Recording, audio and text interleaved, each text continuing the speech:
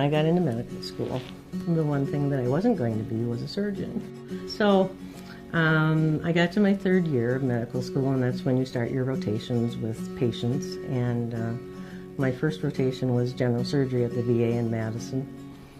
And it was a 6-week rotation, and at the end of that rotation, the attending and, the residents that were supervising me said, Diana, you should think about surgery because, you're really good with your hands, and so that kind of planted the seed. And as time went on and I did more rotations, I discovered that I was the kind of person that likes to do something and see patients get better.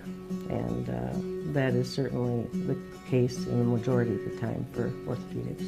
At the time I was in residency, I was the first female to go through the University of Wisconsin Orthopedic Residency Program. And I guess the way I coped with that was just work twice as hard as everybody else. And, that way there couldn't be any question of whether, I was good enough to be able to do it.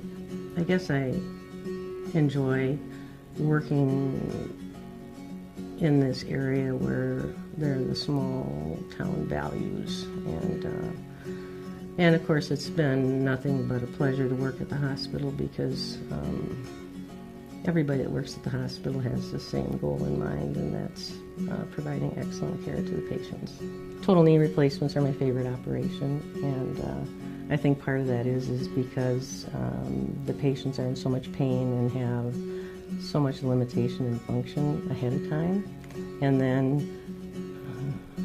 for me to be able to do something and make that better means a lot.